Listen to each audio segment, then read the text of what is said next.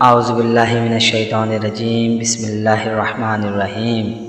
السلام علیکم ورحمۃ اللہ وبرکاتہ۔ دوستو، چینل کو سبسکرائب کریں اور بیل آئیکن پہ کلک کریں تاکہ ہر ویڈیو اپلوڈ ہوتے ہی آپ کو مل جائے، اور آپ کمنٹ کریں کہ آپ کو ویڈیو کیسی لگی۔ دوستو، آج کا ہمارا ٹاپک بہت ہی اہمیت کا حامل ہے۔ ہماری اس ویڈیو کو بنانے کا صرف ایک ہی مقصد ہے کہ پاکستان سے غربت کا خاتمہ اور ناانصافی کا خاتمہ۔ اگر ہم نے اپنے نبی کے بتائے ہوئے طریقے پر عمل کیا تو ہم یقیناً کامیاب ہو جائیں گے۔ اسلام میں ججز کا رول بہت اہم ہے۔ اسلام میں ججز کو قاضی کہا جاتا ہے۔ اگر کسی بھی معاشرے کو عظیم بنانا ہے تو ججز کو اللہ کے بتائے ہوئے نظام کو اپنانا پڑے گا، اور اللہ کا نظام یہی ہے کہ انصاف کو عام کیا جائے۔ پر افسوس، پاکستان 70 سالوں میں ایسے ججز پیدا نہیں کر سکا جو مثال بن سکے۔ اس کی سب سے بڑی وجہ اسلامی معاشرہ نہ ہونا ہے۔ آج پاکستان میں ججز کے خلاف کچھ بھی بول دیا جائے تو وہ گستاخی بن جاتا ہے، معذرت کے ساتھ۔ پر افسوس، جب یہی ججز غلط فیصلے کرتے ہیں تو ان کی کوئی بھی پکڑ نہیں، بلکہ ہم نے کوئی بھی ایسا نظام ترتیب نہیں دیا جو ان کی پکڑ کی جائے۔ آج تک کسی بھی جج کو یہ نہیں کہا گیا کہ یہ آپ نے غلط فیصلہ سنایا ہے، اس لیے آپ کو برطرف کیا جا رہا ہے یا سزا دی جا رہی ہے۔ سارے قانون صرف غریب عوام کے لیے ہیں۔ پاکستان کی 70 سالہ تاریخ میں موجودہ چیف جسٹس ثاقب نثار ایک محب وطن چیف جسٹس بن کر ابھرے ہیں، لیکن ظاہر سی بات ہے وہ بھی انسان ہیں۔ جہاں موجودہ چیف جسٹس صاحب نے تاریخی فیصلے دیے، وہیں وہ بہت سی جگہ معذرت کے ساتھ چوک بھی گئے۔ مثال کے طور پر آسیہ کا کیس ہمارے سامنے ہے۔ ہم نے اس کیس سے یہ سیکھا ہے کہ اگر ہمارے محترم چیف جسٹس صاحب اس کیس کو تھوڑا آگے بڑھا دیتے تو اس میں انہی کو عزت ملتی اور سب ان کی بات سے متفق ہوتے۔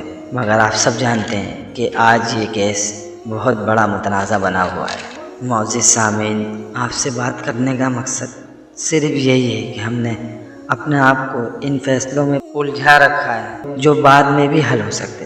محترم جناب چیف جسٹس صاحب، ہونا تو یہ چاہیے تھا کہ کراچی میں جو پورے ملک کو چلا رہا ہے، یہاں کا پانی کہاں گیا جو عوام کو نہیں مل رہا ہے؟ پانی تو پانی، کتنے لوگ ایسے ہیں محترم جناب چیف جسٹس صاحب جن کے عدالتوں میں کیس چل رہے ہیں پر ابھی تک ان کو انصاف نہیں مل سکا، اور آگے بھی کوئی امید نظر نہیں آ رہی۔ آج عوام کو ججز کے سامنے ایسا کھڑا ہونا پڑتا ہے جیسے انسان صرف اور صرف اپنے رب کے سامنے کھڑا ہوتا ہے۔ پر افسوس چیف جسٹس صاحب، یہ چیز کوئی نہیں نوٹ کرتا، بلکہ شاید ججوں کو بھی اب ان چیز کی عادت ہو گئی ہے کہ لوگ ان کے سامنے سر جھکائے ایسے ہی کھڑے رہے جیسے وہ اللہ کے سامنے کھڑے ہوتے۔ جناب چیف جسٹس صاحب، بلکہ جب سے آپ نے یہ کہا ہے کہ آپ کو پرانا کراچی چاہیے تو ایک بار پھر غریب ہی پیس رہا ہے، اور آگے بھی نہ جانے کب تک غریب پستا رہے گا۔ تو میری آپ سے گزارش ہے چیف جسٹس صاحب، آپ میری اس بات کو غصہ نہ سمجھیے گا، کیونکہ آپ کو یا ہم سب کو کسی کو بھی یہ نہیں پتا کہ اللہ جس سے چاہے آپ کی یا ہم سب کی اصلاح کروا دے۔ ایک دن آپ کو بھی اللہ کی عدالت میں کھڑا ہونا ہے، اور ہم سب کو بھی اللہ کی عدالت میں کھڑا ہونا ہے۔ وہاں چیف جسٹس صاحب آپ سے آپ کے لحاظ سے سوال ہوں گے، اور ہم سے ہمارے لحاظ سے سوال ہوں گے۔ ہم نے یہ ویڈیو صرف اور صرف اللہ کے خوف کی وجہ سے بنائی ہے، اور وجہ یہی بنی ہے کہ حکومت کسی کی بھی آتی ہے، قربانی پہلے غریب سے لی جاتی ہے۔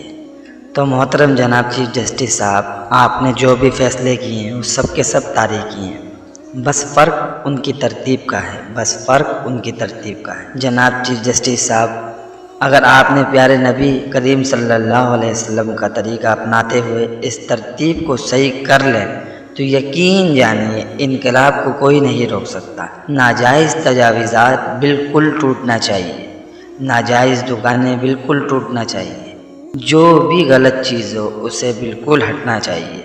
پر اس سے پہلے محترم جناب چیف جسٹس صاحب، ایسے کام تھے جو کر لیے جاتے تو بہت بہتر ہوتا۔